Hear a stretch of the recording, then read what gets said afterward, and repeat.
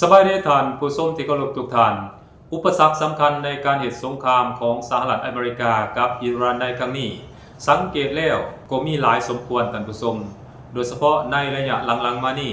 สังเกตเห็นว่าบรรดาประเทศในสหภาพยุโรปนั้นโดยเฉพาะแมนสเปนแมนออกหน้าออกตาคัดค้านการเหตุสงครามของอเมริกากับอิหร่านอย่างหนักหน่วงและก็ได้มีการกล่าวประณามประเทศสหรัฐอเมริกาอย่างเปิดแปลนหรือว่าง่ายๆอีกอย่างหนึ่งว่าโบเก้งกลัวรัศมีโบเก้งกลัวเกียรติศักดิ์ศรีและบารมีของอเมริกาซึ่งในเมื่อก่อนนั้นเคยถือขนานนามว่าเป็นมหาอำนาจของโลกแม้แต่น้อยเดียวท่านผู้ชมสเปนนั่นได้ออกมากล่าวคัดค้านและประณามสหรัฐอเมริกาอย่างโจ่งแจ้งบ่ว่าจะเป็นการประณามอยู่ในประเทศสเปนก็คืออยู่ในเวทีนานาชาตินั้นสเปนแม้มีความชัดเจนในการต่อต้านสงครามของอเมริกาที่เข้าไปหุกหานประเทศอิหร่านในครั้งนี้ท่านผู้ชมพร้อมกันนั้นในระยะหลังๆมานี้พวกเฮาก็จะสังเกตเห็นว่ามีหลายประเทศในบรรดาประเทศสหภาพยุโรปนั้น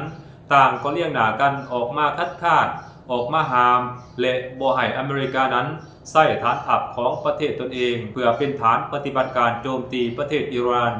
จนเหตุให้ขีดความสามารถและประสิทธิภาพของการโจมตีของอเมริกา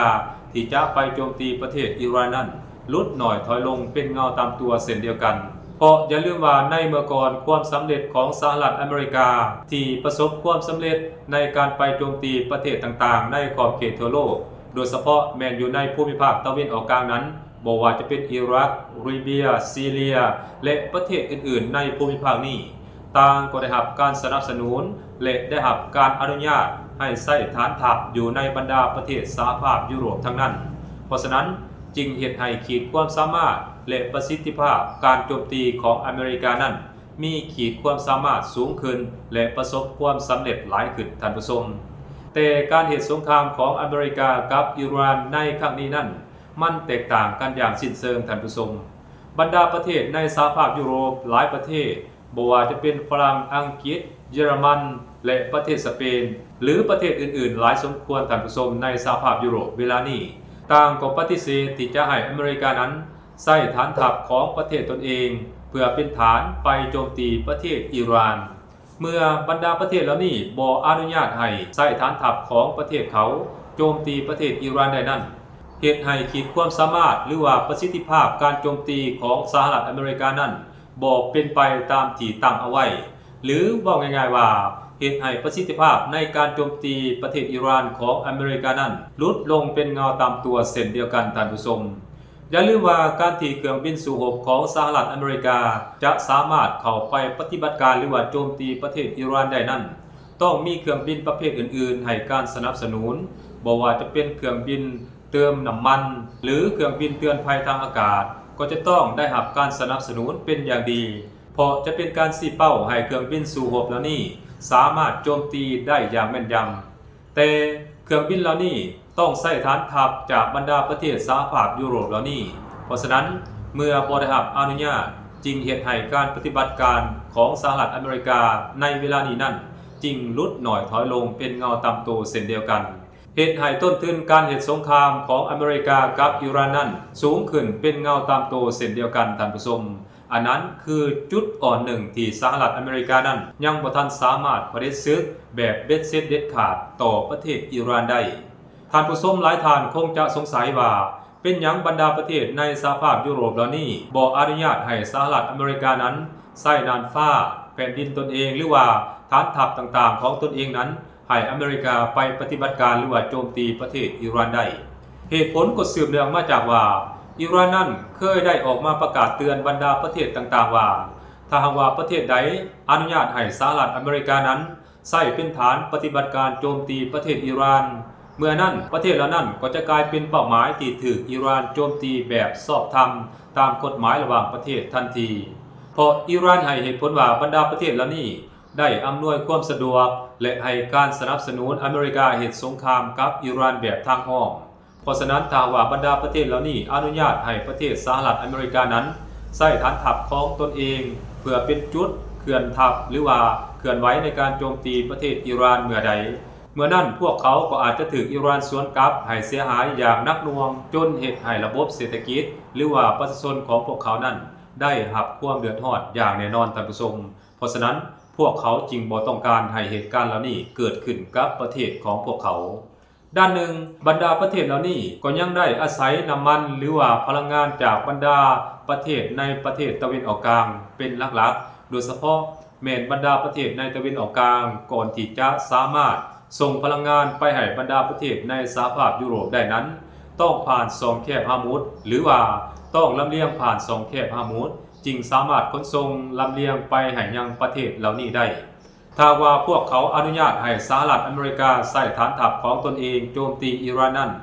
อิหร่านก็อาจจะโจมตีเรือบรรทุกน้ำมันหรือว่าเรือบรรทุกสินค้าประเภทอื่นๆของพวกเขาใน2แคบฮาร์มูดก็เป็นไปได้เมื่อถึงเวลานั้นประชาชนและประเทศของพวกเขานั้นก็ยิ่งจะได้รับผลกระทบและเสียหายหนักหน่วงอย่างแน่นอนท่านผู้ชมเพราะฉะนั้นพวกเขาจึงบ่อนุญาตให้อเมริกานั้นใส่ฐานทัพประเทศของตนเองโจมตีอิหร่านได้นั่นเองท่านผู้ชมนอกจากนั้นอุปสรรคอีกอย่างหนึ่งของสหรัฐอเมริกานั่นก็คือเวลานี้บรรดาเรือพาณิชย์ต่างๆที่จะผ่าน2แคบฮาร์มูดได้นั่นอิหร่านเองก็ได้ออกมาประกาศอย่างชัดเจนว่าเพื่อขนส่งสินค้าของประเทศต่างๆในขอบเขตทั่วโลกถ้าว่าต้องการลำเลียงสินค้าหรือว่าน้ำมันผ่าน2แคบฮาร์มูดได้นั่นจะต้องจ่ายการซื้อน้ำมันจากบรรดาประเทศในภูมิภาคตะวันออกกลางเป็นเงินหยวนหมายความว่าถ้าว่าซื้อเป็นดอลลาร์อิหร่านจะบ่อนุญาตให้ผ่านแต่ถ้าว่าซื้อเป็นเงินหยวนอิหร่านจะอนุญาตให้ผ่านได้อย่างปลอดภัยและฮอดประเทศของตนเองนั่นไวที่สุดเพราะฉะนั้นสิ่งนี้ก็ถือว่าเป็นอีกอุปสรรคอันหนึ่งที่จะลดพรบทบาทและอิทธิพลของสหรัฐอเมริกาเพราะถ้าว่าใช้เงินหยวนแน่นอนเงินดอลลาร์ก็จะลดพรบทบาทลงถ้าว่าเป็นไปในลักษณะแบบนี้ต่อไปก็จะเฮ็ดให้บทบาทและอิทธิพลเงินดอลลาร์ของสหรัฐอเมริกานั้นก็บ่มีความจำเป็นที่จะต้องใช้ซื้อน้ำมันจากบรรดาประเทศต่างๆในภูมิภาคตะวันออกกลางอีกต่อไปแล้วท่านผู้ชมและสำหรับประเทศที่นำเข้าพลังงานน้ำมันจากตะวันออกกลางนั้นพวกเขาเองก็บ่มีทางเลือกเช่นเดียวกันท่านผู้ชมพวกเขาจำเป็นต้องปฏิบัติตามคำสั่งหรือว่าคำแจ้งการของประเทศอิหร่านนั่นก็คือต้องซื้อน้ำมันหรือว่าสินค้าอื่นๆจากภูมิภาคตะวันออกกลางนั้นเป็นเงินหยวนอย่างเดียวถ้าว่าพวกเขาซื้อเป็นเงินหยวนได้อย่างอิสระและเสรีต่อไปนั้น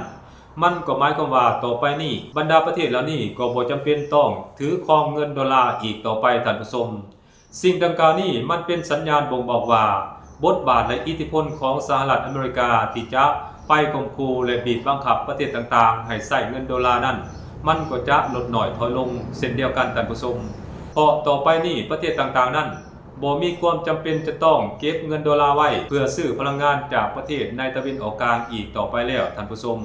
หรือบางครั้งพวกเขาอาจมีการเจรจาซื้อขายหรือเหตุการณ์ค้าระหว่างกันด้วยสกุลเงินท้องถิ่นในอนาคตก็เป็นไปได้ท่านผู้ชมเพราะฉะนั้นสิ่งนี้ก็ถือเป็นอีกอุปสรรคหนึ่งสำหรับสหรัฐอเมริกาในการเหตุสงครามครั้งนี้เพราะนับตั้งแต่อิหร่านประกาศออกมาว่าประเทศต่างๆต้องใช้เงินหยวนในการซื้อพลังงานจากประเทศในตะวันออกกลางเท่านั้นถ้าต้องการผ่าน2แคบฮาร์มูดได้และสหรัฐอเมริกาเองมาฮอดเวลานี้ก็บ่ได้ออกมาประกาศต่อต้านหรือข่มขู่ประเทศต่างๆบ่ให้ซื้อน้ำมันเป็นเงินหยวนแต่ประการใดท่านผู้ชมนั่นมันได้แสดงให้พวกเขาเห็นว่ามาฮอดเวลานี้อเมริกานั้นบ่สามารถควบคุมเกมที่เกิดขึ้นในเวลานี้ได้และบ่สามารถเฮ็ดให้ประเทศต่างๆนั้นปฏิบัติตามคำสั่งของตนเองได้อีกต่อไปแล้วท่านผู้ชมเพราะหลายประเทศนั้นเริ่มหันมาเจรจากับอิหร่านแบบตรงๆแล้วหรือว่าตัวต่อตัวแล้วโดยที่บ่ได้ร้องขอให้อเมริกานั้นเข้ามาช่วยไกล่เกลี่ยเจรจากับอิหร่านแม้แต่น้อยเดียวแล้วท่านผู้ชมนั่นมันได้แสดงให้พวกเขาเห็นว่าต่อไปนี้บ่ต้องการพึ่งสหรัฐอเมริกาเพียงแต่พวกเขานั้นเข้าไปเจรจากับประเทศที่เกี่ยวข้องหรือประเทศอิหร่านนั้นก็สามารถใช้ได้หรือว่าค้าขายร่วมกับบรรดาประเทศในภูมิภาคตะวันออกกลางได้แล้วท่านผู้ชมเพราะฉะนั้นในอนาคตต่อหน้านี้พวกเขาก็จะเห็นการทำมาค้าขายระหว่างกันนั้นหรือว่าการทำมาค้าขายระหว่างประเทศนั้นก็จะบ่ต้องการพึ่งสหรัฐอเมริกาเป็นคนกลางอีกต่อไปแล้วท่านผู้ชมจะเป็นการเจรจากัน2ฝ่ายระหว่างประเทศนั้นกับประเทศนี้หรือว่าประเทศที่ต้องการค้าขายระหว่างกันโดยตรงนั้นจะเป็นทางออกที่ดีที่สุดท่านผู้ชมนั้นมันได้แสดงให้พวกเขาเห็นว่าบทบาทและอิทธิพลของสหรัฐอเมริกานั้น แม่นถดถอยแล้วในเวลานี้ท่านผู้ชมสบายดี